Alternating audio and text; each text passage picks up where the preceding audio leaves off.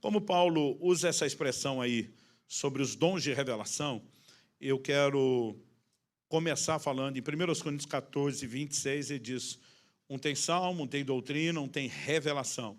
Como eu disse, revelação, ela vai acontecer nas Escrituras, né? Nós temos vários exemplos no Antigo e no Novo Testamento, mas ela pode ser um de 3 dons diferentes.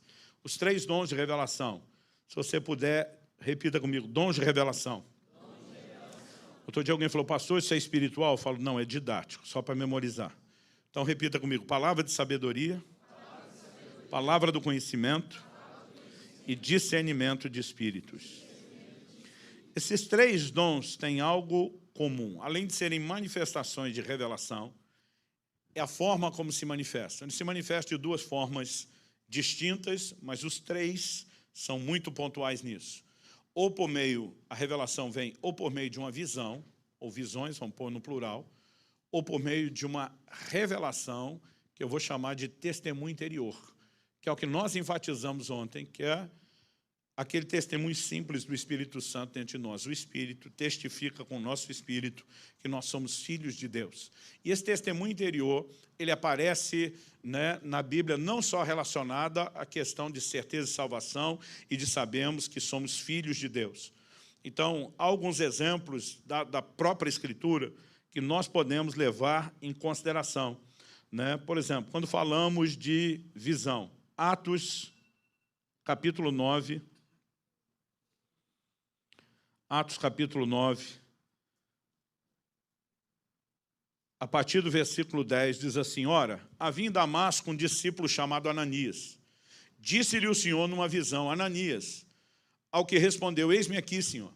Então o Senhor lhe ordenou, dispõe-te, vai à rua que se chama Direita, e na casa de Judas procura por Saulo, apelidado de Tarso, pois ele está orando. E viu entrar um homem chamado Ananias e impôs-lhe as mãos para que recuperasse a vista. Ananias, porém, respondeu, Senhor, de muitos tenho ouvido a respeito desse homem. Quantos males tem feito aos teus santos em Jerusalém? E para que trouxe a autoridade dos principais sacerdotes para prender todos os que invocam o teu nome. Mas o Senhor lhe disse, vai, porque este é para mim um instrumento escolhido para levar o meu nome perante os gentios e reis, bem como perante os filhos de Israel. Pois eu lhe mostrarei o quanto importa sofrer pelo meu nome. Quando a gente fala de visões, normalmente nós temos um padrão de revelação que ele traz uma carga maior de detalhes. Quando falamos do testemunho interior, eu costumo dizer que aqui o processo é bem menos detalhado. Ele é bem mais subjetivo, ele é bem mais abstrato. Então, um exemplo do testemunho interior, a gente encontra em Atos 27, dos versículos 9 a 11. Atos 27, dos versos 9 a 11. A Bíblia diz assim, depois de muito tempo, tendo se tornado a navegação perigosa e já passado o tempo do dia de jejum, admoestava-os Paulo, dizendo-lhes, senhores, vejo que a viagem vai ser trabalhosa, com dano e muito prejuízo, não só da carga e do navio, mas também da nossa vida. Mas o centurião dava mais crédito ao piloto e ao mestre do navio do que ao que Paulo dizia. Então, a palavra de Deus nos apresenta aqui um exemplo muito claro, né? Quando Paulo diz, vejo que a viagem vai ser, esse vejo que, apesar de ele usar o verbo ver, ele não está descrevendo uma visão. Esse vejo é uma espécie de eu antevejo, eu percebo, eu concluo, ou numa linguagem que o crente moderno gosta de usar, estou sentindo que vai dar ruim. Interessante que você vê, Paulo, ele diz, a viagem vai ser trabalhosa e vai trazer dano para o navio, para a carga e para as nossas vidas. Pergunta, alguém morreu lá na frente? Não. A Bíblia diz que todo mundo foi preservado. A pergunta a ser feita aqui é, Paulo entendeu direito esse detalhe, ou a partir do momento que ele entendeu o detalhe, teve a oportunidade de, em oração, lutar para que algum aspecto disso pudesse ser revertido e mudado. Mas o fato é que Paulo simplesmente levanta e começa a advertir, dizendo, gente, não é hora de viajar, vai dar ruim. Mas, infelizmente, a Bíblia diz que o centurião deu mais crédito ao piloto, ao dono do navio, do que ao que ele dizia. A Bíblia nos mostra que eles vão enfrentar uma tempestade terrível, né? A Bíblia fala disso a partir do verso 14, um tufão de vento chamado Euroquilão, arrastou o navio com violência, eles se deixam levar, e o texto vai mostrando, verso 18, açoitados severamente pela tormenta, no dia seguinte aliviavam o navio, quer dizer, a carga está sendo jogada fora, se perdendo. Ao terceiro dia, nós mesmos com as próprias mãos lançamos ao mar a armação do navio, agora o navio está sofrendo dano. Depois a Bíblia diz, não aparecendo havia já alguns dias, nem sol nem estrelas, caindo sobre nós grande tempestade, dissipou-se, afinal, toda a esperança de salvamento. Aqui todo mundo diz, não dá mais. Né? O negócio não termina bem. E o verso 21 diz, havendo todos estado muito tempo sem comer, Paulo, pondo-se em pé no meio deles, disse, senhores, na verdade era preciso terem me atendido e não partir de Creta para evitar esse dano em perda. Que eu brinco que Paulo faz o papel da mulher no casamento. Né? Quase todo marido sabe que quando a mulher dá um conselho e ele não ouve, tem uma grande chance dessa história terminar com ela dizendo, eu falei, eu te disse. E Paulo disse, vocês tinham que ter me ouvido. O que eu quero destacar, eu tinha que ter me ouvido? Muitas vezes, a gente está diante de uma situação ruim, de algo que está acontecendo, e a gente fica assim, Deus tem um propósito. Né? E a verdade é que algumas coisas não precisavam ter acontecido. Paulo disse, vocês tinham que ter me ouvido para evitar esse dano e perda. Não precisava ter perdido a carga, não precisava ter perdido o navio, tudo isso podia ser evitado. Mas agora ele diz, mas agora vos aconselho bom ânimo, porque nenhuma vida se perderá de entre vós, mas somente o navio. E agora ele vai trazer detalhes que ele não tem antes. Ele diz, porque essa mesma noite um anjo de Deus, de quem eu sou e a quem sirvo, esteve comigo dizendo, Paulo, não temas, é preciso que compareças perante César, e eis que Deus, por sua graça, te deu todos quantos navegam contigo. Portanto, senhores, tende bom ânimo, pois eu confio em Deus que sucederá do modo como me foi dito. Porém, é necessário que vamos dar numa ilha. Agora, Paulo tem detalhes que ele não tinha antes. Antes ele diz, vai ter dano para o navio, para cá, para as nossas vidas. Agora ele está dizendo, nossas vidas não. O anjo garantiu que Deus, por sua graça, confiou todo mundo, vai ter livramento, mas nós vamos terminar numa ilha. E agora, esse grande volume de detalhes foi dado por meio de uma visão. Um anjo apareceu. Então, a distinção que eu quero fazer é que revelações por meio de visão tendem a ser bem mais detalhadas do que as revelações que vêm por meio do testemunho interior. Essas são mais subjetivas. Essas carregam consigo uma carga menor de detalhes. E a gente precisa entender que são duas formas de Deus falar e de se comunicar. Não existe assim, se você está nessa é porque você é infantil, ou foi por... Às vezes, as mesmas pessoas vão ter os dois tipos de revelação. E na Bíblia, simplesmente, o que eu consigo ver é que os dois formatos acontecem. Na maior parte da minha experiência prática, com os dons, com a ação do Espírito Santo, eu vivo muito mais essa experiência do testemunho interior. Eu brinco que nesse departamento de visões estou mais ou menos que nem na época lá de Samuel, quando ele vai para o templo e passa a morar com Eli. A Bíblia diz que as visões eram raras e não muito frequentes. Então, esse não é o departamento onde eu mais tenho experiências. Mas, normalmente, quando a gente entra nesse outro lugar, as visões elas acabam sendo mais ricas em detalhes. Então, às vezes, por virem nesse formato mais espetacular, elas não são tão desafiadoras no sentido de compreensão como podem ser essas informações que nós temos relacionadas ao testemunho interior. Mesmo o testemunho interior, há momentos que você tem algo que ainda é muito vago e há momentos que você tem algo que é bem mais preciso. Então, não dá para comparar e dizer que todas serão vagas. Eu digo que, comparado com as visões, normalmente elas são mais subjetivas do que as visões que têm uma carga de detalhes maior. Né? Mas há momentos, inclusive dependendo a hora, a necessidade, a urgência, que eu sinto que Deus pode fazer um pouco mais de barulho nessa maneira de falar. Né? E isso pode ser tanto em relação à operação dos dons, como na liderança pessoal do Espírito Santo, como nós falamos ontem. Eu estava fazendo uma viagem de Curitiba a São Paulo de carro com a família, muitos anos atrás, e eu saí já final da tarde, cansado, né? A correria de um dia pesado e puxado de trabalho, somar de noites mal dormidas, mas não podia adiar o dia da viagem, então eu já saí assim cansado. E eu lembro que quando peguei a serra, entre Curitiba e São Paulo, que é um trecho, hoje está todo duplicado, mas na época não, era um trecho assim muito chato, e ela toda a serra inteira cheia de radares a 60 por hora. Eu falei para minha esposa, eu falei, não estou nem com capacidade de andar prestando atenção nesses radares, eu não quero arriscar levar uma multa. Falei para ela, então vou tomar a medida aqui mais segura, vou ficar atrás de um caminhão. Esses caminhoneiros sabem exatamente onde tem, então se ele passar um pouquinho dos 60, ele vai reduzir.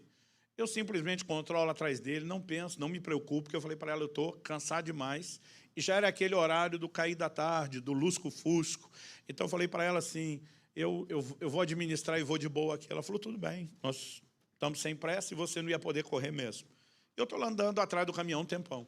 O caminhão vai virando para um lado para o outro na serra, eu virando atrás dele, eu mantendo só uma certa distância, né, de segurança, mas estou ali há já não sei quanto tempo. De repente vem algo no meu espírito, sai de trás desse caminhão. Assim, do nada. Eu não estou esperando aquilo, embora eu estou orando, é um hábito que eu tenho na estrada. E quando vem aquilo no meu espírito, sai de trás desse caminhão, a primeira reação é, hã? Tipo assim, o que está acontecendo? E aquilo vem de novo do meu espírito, sai de trás desse caminhão agora. E a segunda era muito mais enfática. O agora, eu só olhei os dois retrovisor, o de fora e o de dentro, vi que não tinha ninguém. Já comecei a frear, fui tirando distância do caminhão e fui saindo para a faixa da esquerda, já que não via ninguém. Foi só o tempo de eu reduzir, afastar e ir para a esquerda. O caminhão freia, mas literalmente assim, de fritar os pneus. E mesmo que eu já estivesse bem para trás e reduzindo, ele freou tanto que eu acabei ultrapassando ele. Mas antes de ultrapassar, deu tempo de eu ver por que ele freou. Eu vi o corpo de uma pessoa saindo debaixo do caminhão. Um ciclista tinha acabado de ser atropelado na frente. Como o eixo do caminhão era alto, não tocou no corpo dele. Mas se eu continuasse com o carro atrás, eu é que teria atropelado. E naquele momento eu dei graças a Deus, não só da sinalização sai do caminhão, mas de eu ter obedecido. Agora, eu queria dizer para você que toda vez que essa voz interior fala é desse jeito, agora, né? Mas esse dia houve uma ênfase muito maior do que o normal. Às vezes, simplesmente, aquilo vem de uma forma subjetiva, abstrata. Via de regra, um volume maior de informações está do lado de cá. Minha esposa um dia acorda pela manhã e ela diz, tive um sonho. Falei, mesmo, o que você sonhou? Ela olha para mim e ela começa a descrever uma situação de uma família da igreja. Né? Ela diz o que está acontecendo com a filha, né, do casal é isso, isso, isso. O que está acontecendo com a família é isso. Mas a partir do momento que esse problema vier à tona, que vai acontecer isso, ela tinha tanto detalhe. Eu falei, como é que você sabe isso tudo? Ela falou, Deus falou comigo num sonho. Eu ficava olhando e dizendo, mas como que você sabe isso tudo? Ela falou, nós temos que ter uma conversa com a família, eu tenho que ter uma conversa com a mãe e uma com a filha, assim. Era tanto detalhe que eu ficava, como é possível, né, isso tudo? E, na verdade, eu fiquei impressionado depois de ver o quão acuradas eram essas informações e como Deus tinha trazido uma revelação muito precisa. Então, feita a distinção do testemunho interior e das visões, por quê? Porque a maioria das pessoas, mesmo que tenham um chamado para se mover no lado de cá, as visões, o que inclui os sonhos, que são chamados na Bíblia de visões noturnas, a maioria das pessoas, elas não começam direto do lado de cá. Aliás, essa parte das visões costuma ser muito forte no ministério do profeta. Mas, quando falamos só de dons, a maior parte das pessoas ela começa para o lado de cá e progride para o lado de lá. Então, eu vou falar dessas duas manifestações nesses próximos 3 dons. Palavra de sabedoria, palavra do conhecimento e discernimento de espíritos. Observe que a Bíblia não diz dom da sabedoria. A Bíblia diz palavra da sabedoria. Como ela também não diz dom do conhecimento, ela diz palavra de conhecimento. Conhecimento sozinho não é dom. Um dia uma pessoa falou para mim no final de uma reunião, pastor, o senhor impõe as mãos sobre mim? Falei, eu gostaria de saber por que você quer que eu imponha. Ela falou, eu quero que o senhor me transfira o seu dom de conhecimento. Falei, querida, em primeiro lugar, conhecimento não é dom, é resultado. Resultado de pesquisa, de estudo, de informação. Falei, segundo, mesmo fosse dom, não lhe dava. Olha para mim e disse, por que não? Falei, porque você é uma folgada. Falei, eu passei uma vida inteira estudando. Falei, na adolescência, eu trabalhava, estudava o dia inteiro. Chegava o sábado de manhã, os amigos iam para o clube. Era um clube municipal, mas iam para a piscina. Eu ficava lá, trancado, lendo a Bíblia. À tarde, a turma ia jogar bola. Estava eu lá, estudando a Bíblia. À noite, quem não ia para o culto da igreja, ia para o cinema, para o shopping. Estava eu lá, lendo a Bíblia. Eu falei, foram anos abrindo mão de um monte de coisa para estudar. E você sem fazer nada, que é o download gratuito. Eu falei, é ruim. né? Mas eu falei, em primeiro lugar, você tem que saber, não é dom, né? O conhecimento não é o dom. E a sabedoria, ela pode ser vista como uma dádiva divina à disposição de todos. A Bíblia diz, se algum de vocês tem falta de sabedoria, peça a Deus, que a todos dá liberalmente. Só que quando fala do dom, a Bíblia diz, a um é dada a palavra de sabedoria, a outra do conhecimento. Ou seja, não é todo mundo que vai ter essa manifestação, porque ela não é mera sabedoria. Então, o que significa a palavra da sabedoria, a palavra do conhecimento? É um fragmento da sabedoria ou do conhecimento divino, que nos é transmitido num momento específico, numa situação específica, com um propósito igualmente específico. Um mês e pouquinho atrás, há menos de 2 meses atrás, a gente esteve aqui fazendo uma conferência de família, e eu me lembro que numa das noites eu testemunhei aqui uma história, acho que quando estava anunciando nosso livro Como Flechas, de que quando eu ainda era solteiro, um homem de Deus me aborda e pergunta, você já é casado? Eu falei, ainda não. Ele falou, mas preste atenção no que eu vou te falar, porque Deus me deu uma palavra que não é para agora, é para quando você estiver casado. Ele diz, quando você já estiver casado e o seu primeiro filho nascer, e esse menino tiver com 2 anos e meio de idade, mais ou menos, você vai viver uma situação assim, assim e assada. Ele deu detalhes. E diz, esse vai ser um dos momentos mais significativos na criação do seu filho. Porque se nesse dia você agir de forma errada, você perde o coração do seu filho para sempre. Não vai ser instantâneo, mas é como a abertura de um ângulo.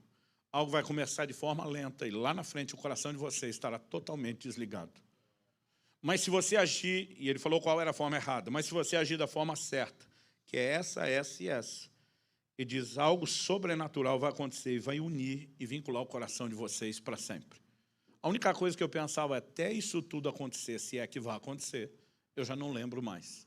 Na hora que eu pensei isso, o homem de Deus falou, o Espírito Santo fará lembrar o que eu estou dizendo no dia que acontecer. Bom, 1 ano depois eu me casei.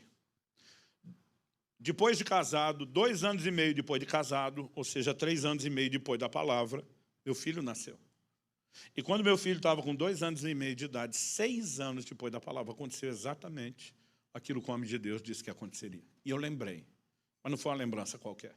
Foi como se eu visse um filme na minha frente, esse cara dizendo, né, vai acontecer isso, isso, isso. E na hora que eu lembrei, eu vi que justamente eu estava vivendo o momento. E eu não tinha nem percebido. Aliás, eu estava justamente fazendo a coisa errada que eu fui advertido a não fazer. E naquela hora eu pude fazer uma escolha e pegar o conselho que me foi dado e fazer a coisa certa. E esse meu filho hoje está com 25 anos de idade, já me fez avô, porque já teve outros 2 filhos. Minha netinha está com um pouquinho mais do que a idade que ele tinha nessa época. E até hoje eu consigo olhar para trás e dizer, foi um dos momentos mais significativos na criação do meu filho. O que foi essa revelação? O que na Bíblia é chamado de palavra da sabedoria. O que é uma palavra de sabedoria? É uma revelação seguida de conselho. Então guarde essa expressão, uma revelação seguida de conselho. Deus deu uma revelação a esse homem, daqui tanto tempo, que nem ele sabia quanto tempo seria. Quando seu filho, o primeiro filho, tiver com 2 anos e meio, você vai viver isso, isso, isso. Ele não tinha como saber o que ia acontecer. Isso é uma revelação. Mas o mesmo Deus que deu a revelação do que ia acontecer, deu o conselho de como se conduzir quando as coisas acontecessem. Então você vai encontrar esse tipo de operação na Bíblia, seja no Antigo ou no Novo Testamento. Por exemplo, quando José interpreta o sonho do faraó, ele está trazendo da parte de Deus uma revelação. Outro dia diz, quem teve a revelação foi o faraó. Eu falei, não entendeu nada, porque para ele Deus só deu o enigma. Quem teve o entendimento do que era o enigma foi quem? José. E José diz, vão ter 7 anos de provisão, mas depois vão vir 7 anos de fome, de escassez. Agora, Deus não revela o que vai acontecer por revelar. Deus não é fofoqueiro. Não é que ele está lá no céu dizendo, não me aguento, eu tenho que contar para alguém. Sempre tem um propósito. Então, ele mostra o que está para acontecer, visando o quê? Algum tipo de orientação específica. E essa é a hora que, além da revelação, vem o conselho. Se você administrar bem os 7 anos de provisão, você não apenas sobrevive à fome, você consolida o seu reino e o seu império durante o tempo da fome. Uma revelação seguida de conselho. E segundo o livro de Reis, no capítulo 6, você lê dos versos 8 a 10, que o rei da Síria, por diversas vezes, armou ciladas contra o rei de Israel e o seu exército. mas ele escapou de todas. Por quê? Eliseu chegava para o rei e dizia, guarda de passar por tal e tal lugar, porque o rei da Síria colocou ciladas. O rei de Israel mandava checar, descobria que era verdade e evitava passar lá. A Bíblia diz que isso não aconteceu nem 2 nem 3 vezes, ou seja, foram várias. Que tipo de revelação é essa? Uma palavra de sabedoria. Uma revelação seguida de conselho. Não adianta o Eliseu ter a revelação de que o rei da Síria colocou armadilhas e não avisar. Isso não seria evitado, né? Então, a revelação, ela somada ao conselho, ela tem um poder diferenciado. Em Atos, no capítulo 11, aliás, deixa eu dizer uma coisa. Quando você olha para os 9 dons do Espírito Santo, de todas as 9 manifestações, a que mais está relacionada à predição, ao que ainda vai acontecer, acredite, não é profecia, é a palavra de sabedoria. De todos os dons, o que mais está conectado a antecipar o que vai acontecer no futuro é a palavra de sabedoria. Mas normalmente nós pensamos que é profecia. Por quê? Quem que revelava as coisas do futuro no Antigo Testamento? Os profetas. Então a gente pensa, se quem mostra o que vai acontecer no futuro é o profeta, ele está profetizando. O problema é que nós confundimos dons com ministério. O ministério do profeta está num patamar acima do que meramente o dom de profecia. O ofício do profeta costuma ser marcado por revelações, pelos dons de revelação. No Antigo Testamento, o profeta era chamado de vidente. Por quê? Porque tinha visões. Em Números 12:6, Deus disse, há profeta no meio de vocês, eu, o Senhor, me faço revelar a ele por sonhos, visões, enigmas. Então, as manifestações de sonhos e visões, ainda que enigmáticas, eram muito fortes. Então, nós precisamos entender que os profetas não tinham só o dom de profecia. Eles tinham a operação dos dons de revelação na vida deles. E de todos os dons, o Novo Testamento vai falar de profecia, dizendo assim, o que profetiza, fala aos homens, exortando, edificando e consolando. Pode ser que a profecia também tenha um elemento preditivo? Sim, eu não estou negando. Mas quero dizer que a aplicação mais relacionada com a revelação de eventos futuros é a palavra de sabedoria e não necessariamente a profecia. Então, quando você olha para os exemplos bíblicos, por exemplo, Atos capítulo 11, de 27 a 30, nos fala a respeito de um profeta chamado Ágabo. A Bíblia diz, naqueles dias desceram alguns profetas de Jerusalém para Antioquia. Então aqui profeta é de novo o ofício, o dom ministerial. Apresentando-se um deles chamado Ágabo, dava a entender pelo Espírito que estava para vir grande fome por todo o mundo, a qual sobreveio nos dias de Cláudio. Acho legal, dava a entender pelo Espírito. Tem momentos que a revelação não é clara, não é precisa. Até porque há momentos onde nem o próprio Deus talvez queira explicar com clareza o que vai acontecer. Eu, por exemplo, comecei um ministério itinerante, Deus me deu uma pausa, me levou para o ministério pastoral. Durante anos, ficava imaginando se é só um tempo, é só um período de treinamento, eu já volto, porque o meu chamado é aquele. E esse período durou nada mais, nada menos do que 25 anos. Quando estava para completar 25 anos de pastorado, o Espírito Santo disse, agora você encerra um ciclo. E eu vou te levar de novo lá onde você estava. Então, tenta imaginar a espera. Dezembro de 2018, eu completei esses 25 anos, passei o pastorado da igreja em Curitiba, assumi uma função mais de supervisão das nossas igrejas e fui para o ministério itinerante. 2019, eu viajei como nunca na minha vida para cumprir a nova fase. Só quando começou o ano, virei para minha esposa e falei, amor, estou com uma sensação muito estranha. Ela falou, qual é? Eu falei, esse ano vou viajar como nunca. Ela falou, você se preparou para isso? Eu falei, pois é, mas ano que vem eu paro. Ela disse, como é que é? Eu falei, ano que vem eu paro, vou viajar só esse ano. Ela falou, faz anos que você está... Eu falei, eu sei, amor, mas eu não sei te explicar. Ano que vem não é para eu viajar. Eu vou estudar e escrever, como eu nunca fiz antes. Ela disse, mas você prepara? Eu falei, eu sei tudo que eu fiz. É contraditório para a minha cabeça. Mas no meu espírito eu tenho uma convicção. Então, quando começou 2020, eu tinha derrubado 80 e tantos % do que seria a minha agenda. Mal sabia eu que não era só eu que ia parar, vocês tudo ia parar. O mundo parou em 2020. Né? E há momentos onde Deus simplesmente não vai falar as coisas com toda a clareza. Em outros momentos, talvez ele possa dar mais detalhes. Então, eu acho interessante quando a Bíblia diz que ele dava a entender pelo Espírito. Me parece que ele não foi assim, todo detalhado, mas que estava para vir uma grande fome. Olha o verso 29. E os discípulos, cada um conforme as suas posses, resolveram enviar socorro aos irmãos que moravam na Judéia. O que eles, com efeito, fizeram enviando aos presbíteros por intermédio de Barnabé e de Saulo. Todo mundo para e diz, por que Deus está mostrando que vai ter uma crise e a crise vai atender principalmente a Judéia? Deus não é fofoqueiro. Não revela informação por revelar e porque não consegue guardar segredo. Tudo que ele faz é com um propósito. O que eles entenderam? Deus está nos chamando a ser parte da solução para esses crentes da Judéia. E o que eu acho incrível é que antes do problema chegar para os crentes da Judéia, uma mobilização de levantamento de recursos começa a acontecer, não apenas em paralelo, mas antes. Eu não sei você, mas eu fico empolgado quando penso num Deus que já se antecipa aos nossos problemas e tem soluções preparadas antes deles chegarem. Outro dia um cara falou, pastor, eu definitivamente não esperava por essa situação. Eu falei, eu sei que você não esperava, foi pego de surpresa, mas Deus não foi. E nós precisamos crer sempre de forma diferente. Quase sempre na Bíblia, quando temos uma revelação de algo que vai acontecer, existe uma orientação prática sobre o que fazer em relação àquilo que vai acontecer. E essa manifestação é a manifestação da palavra da sabedoria. Agora, para mim, a diferença prática entre a palavra da sabedoria e a palavra do conhecimento é que, enquanto a primeira, a palavra de sabedoria, é uma revelação seguida de conselho, a palavra de conhecimento é só uma revelação. Não é necessariamente seguida de conselho.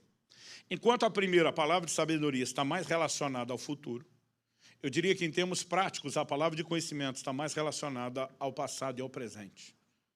E ela normalmente aponta situações que já aconteceram ou estão acontecendo.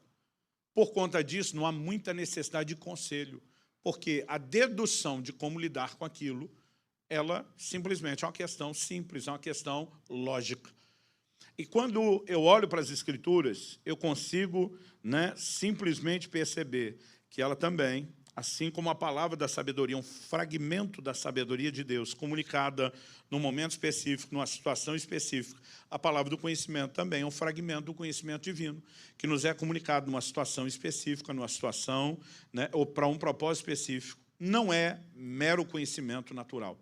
Assim como o primeiro caso, também se manifesta ou por meio de visões, ou por meio de uma revelação interior.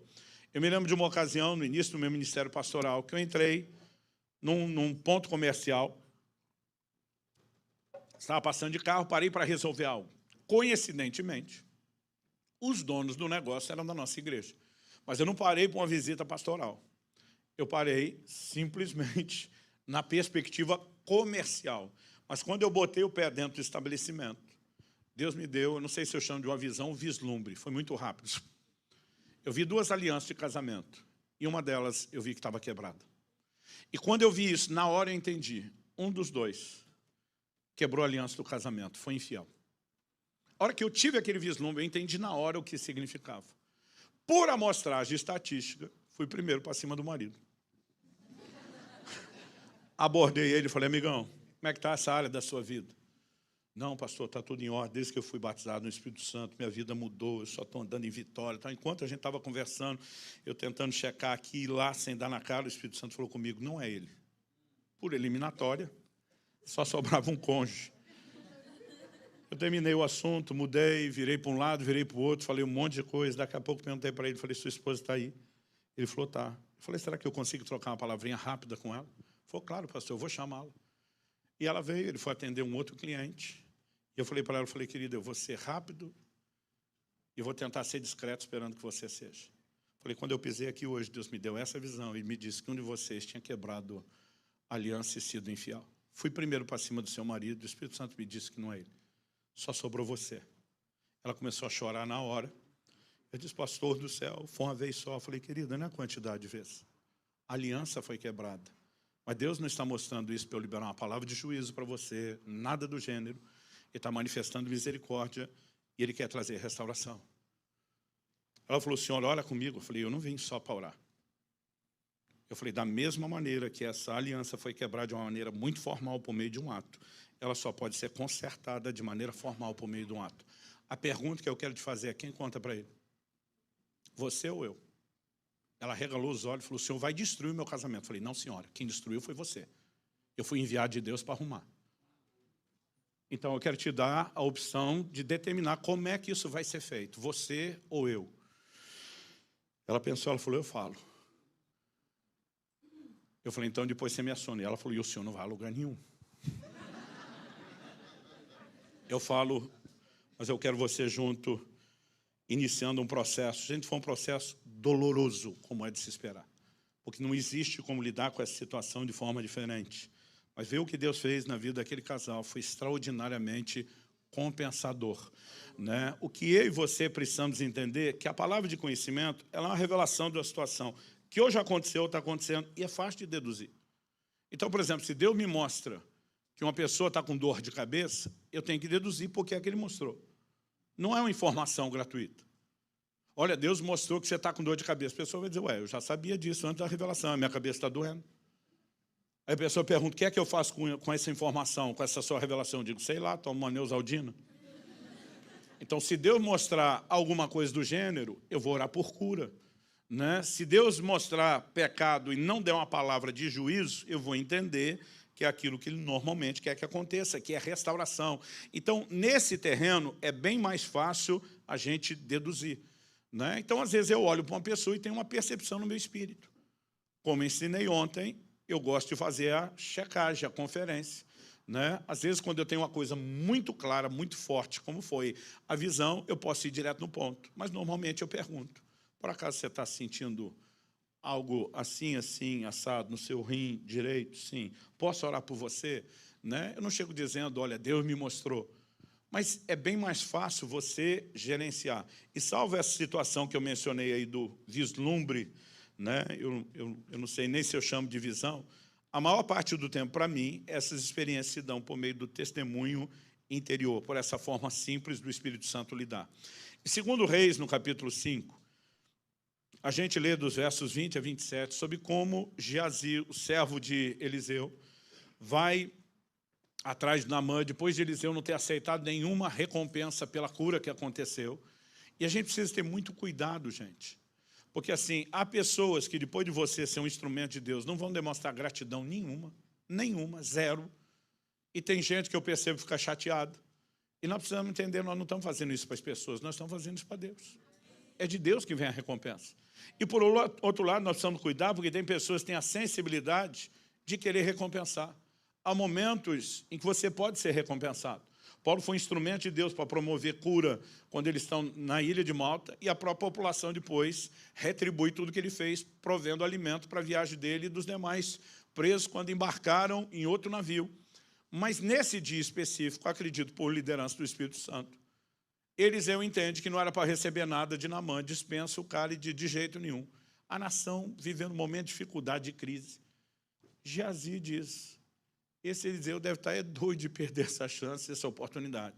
Vá atrás do homem escondido, inventa uma história que Eliseu mudou de ideia, pediu algo para alguém, pega aquilo que queria e voltou. Quando ele volta, a Bíblia diz que Eliseu pergunta, onde é que você foi? Já disse, teu servo não foi a parte alguma. Eliseu diz assim, porventura não foi o meu espírito contigo?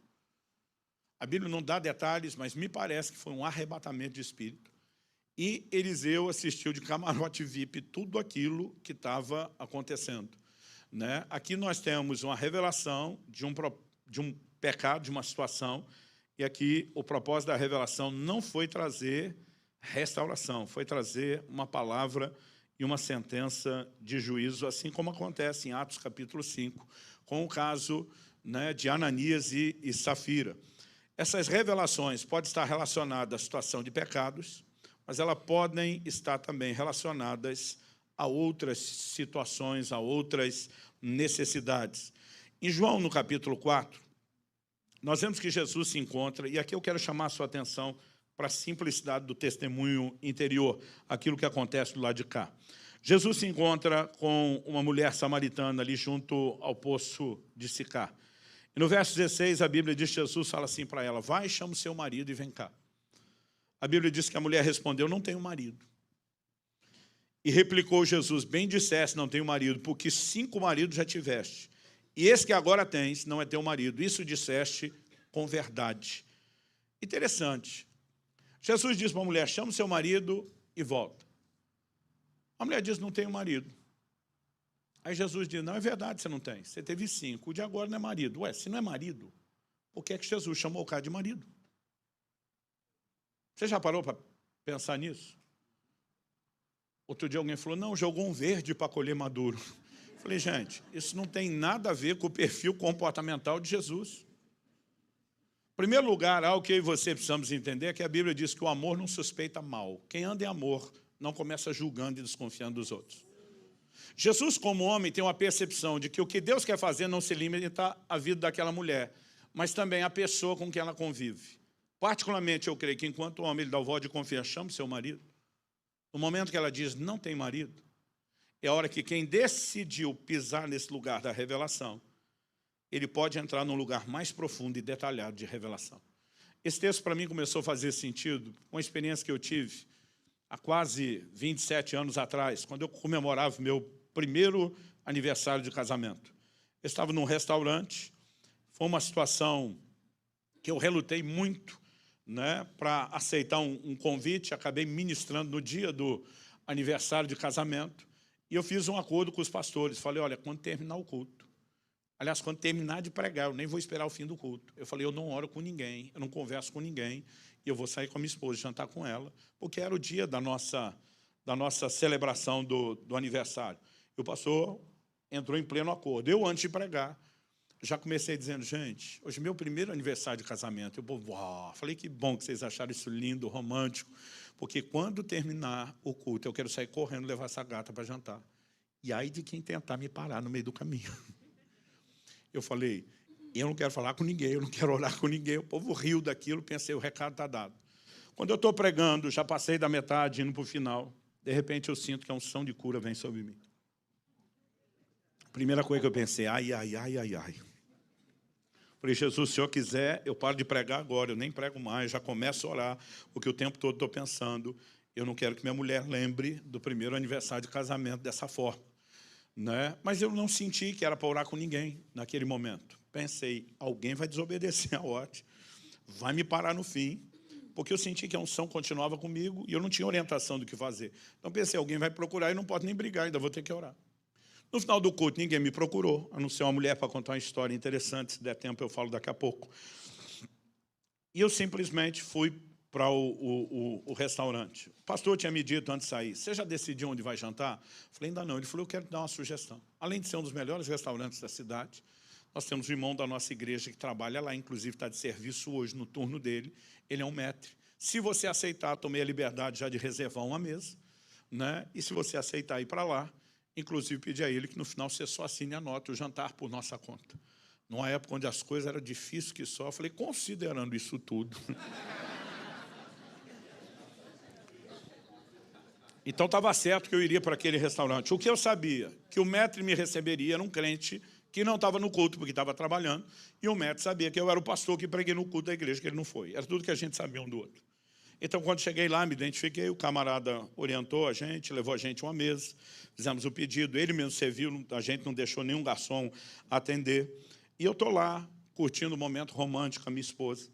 E num desses momentos, o mestre passa para perguntar se está tudo bem, se a gente quer alguma coisa. Quando ele chega, algo mexe dentro de mim de uma maneira assim muito forte.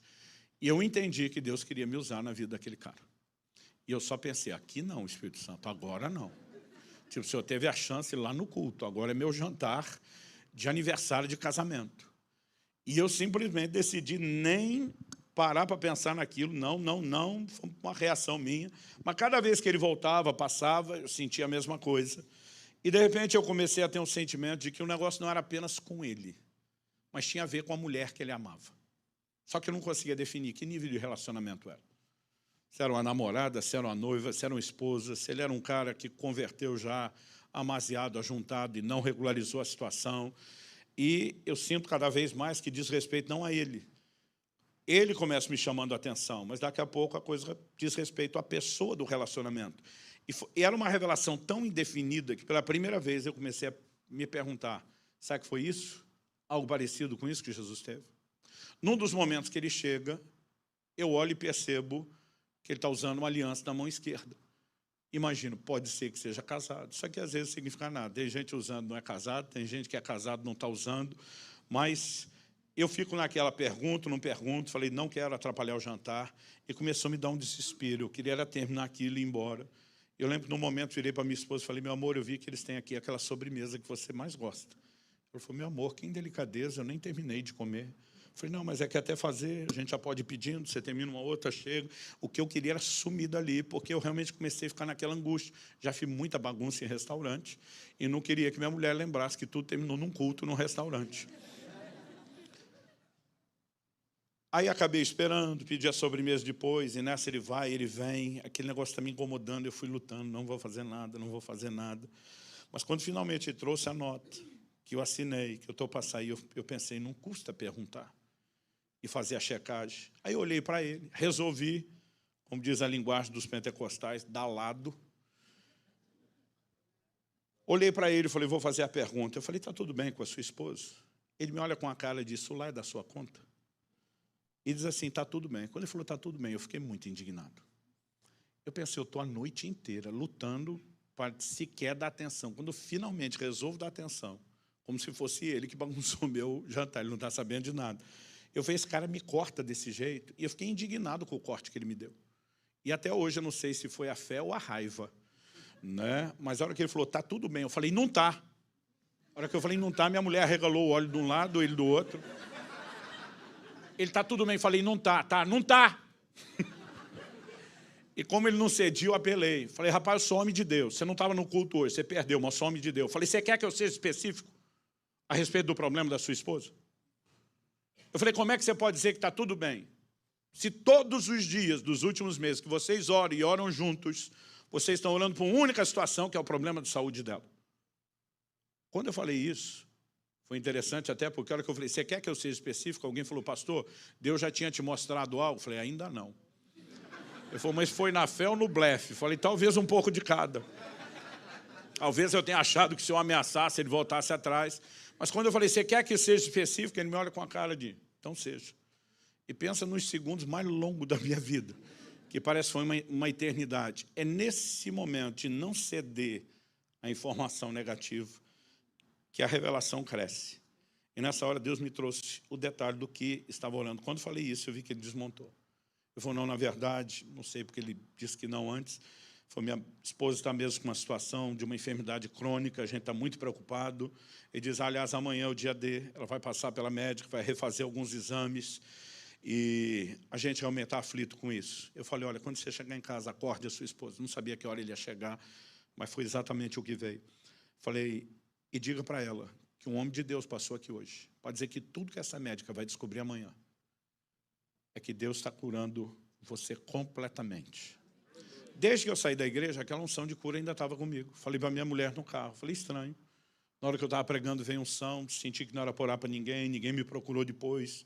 Estamos indo embora para o restaurante, a unção de cura ainda está comigo. No restaurante todo estava comigo. E a hora que eu falei isso, foi a hora que eu senti que a unção foi ativada. Na minha cabeça, ela não fez barulho, na minha cabeça eu imagino que ela saiu naquela hora, imagina ela saindo fazendo a curva para a direita. Não sei nem por onde ele morava. Mas não teve efeito sonoro, isso é coisa só do seminário. Eu vi que aquela unção entrou em operação e saiu de sobre mim. E eu sabia que Deus estava fazendo algo. Eu lembro só que eu levantei assim, aquela nota, fiquei pensando, como é que um homem de Deus sai de cena nessa hora? Dei o braço para minha esposa e ergui a cabeça. Eu lembro que minha mulher não falava nada. A gente andou até o hotel que era próximo, peguei a chave na recepção, na época era chave física mesmo, chamamos o elevador que demorou, nós estamos subindo, estava quase num dos últimos andares, quando está quase chegando minha mulher do meu lado esquerdo aqui no elevador, ela finalmente quebra o silêncio. Eu lembro dela olhando para mim e dizendo, é fácil assim? Eu falei, fácil o quê? Aí disse, você fala com um homem que nunca viu a vida dele, fala da mulher dele, fala do que vai acontecer amanhã. E ela disse, você fica nessa tranquilidade? Eu falei, por que você está falando isso? Eu falei, isso não acontecer. Eu olhei para ela e falei, tu é uma mulher de pouca fé. Ela falou, é sério, isso não acontecer. Eu falei, amor, a primeira parte da revelação não estava certa? Ela falou, estava. Eu falei, a gente não acertou tudo que não sabia? Eu falei, o que te faz achar que a outra parte vai dar errado? Aí o rosto dela iluminou, tipo assim, meu Deus, que coisa simples, não pensei nisso.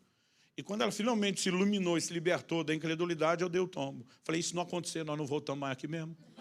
Nunca mais ele vai ver a gente de novo.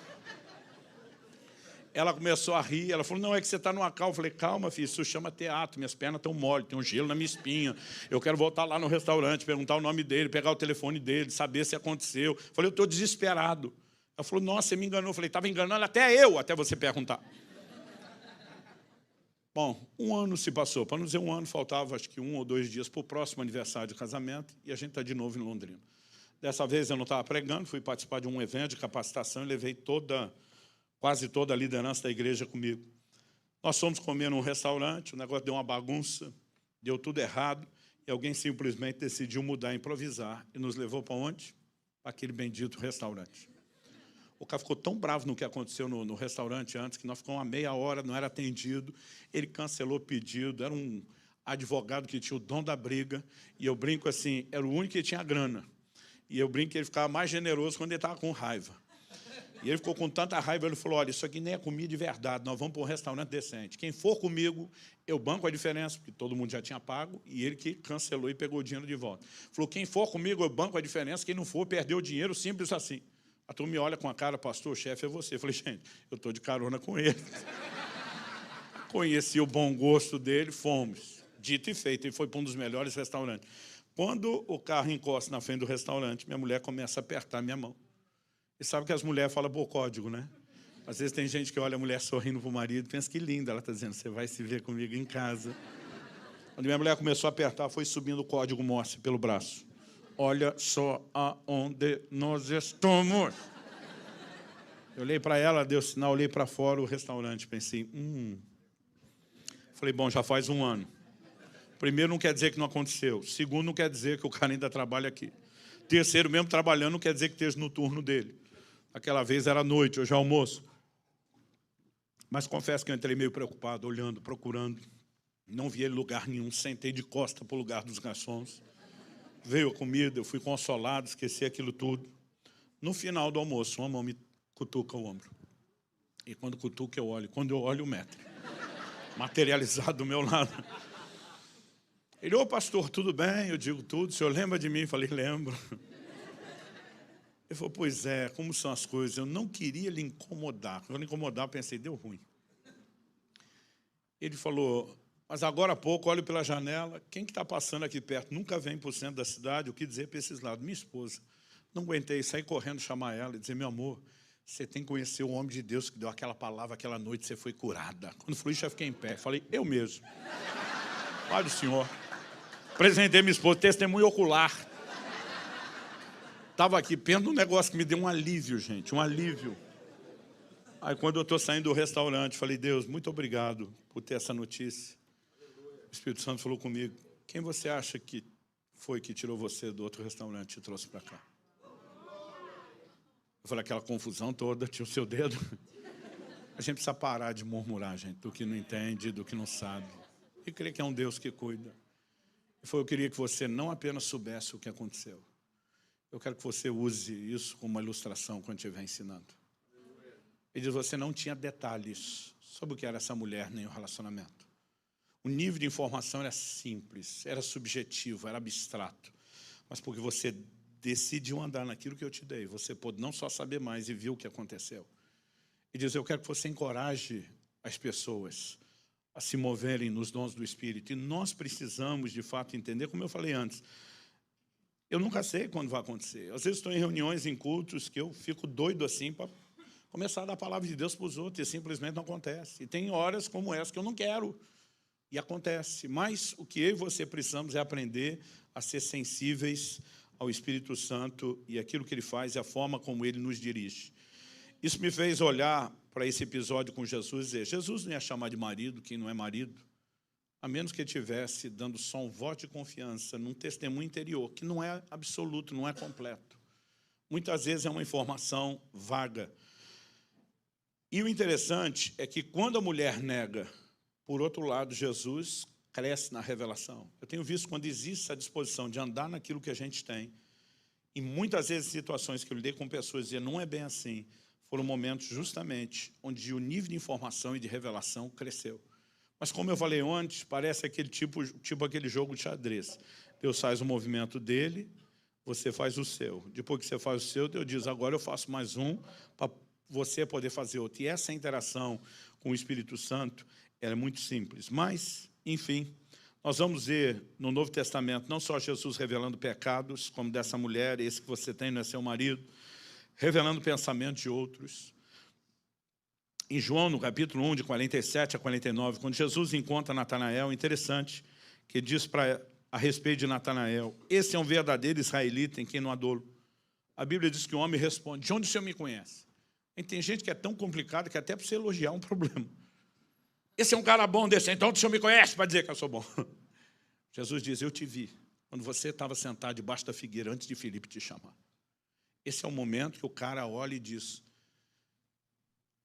assustado, né? O texto diz que ele olha para Jesus e diz, mestre, tu és o Filho de Deus, tu és o Rei de Israel. Ele sabe que Jesus não tinha como saber aquilo.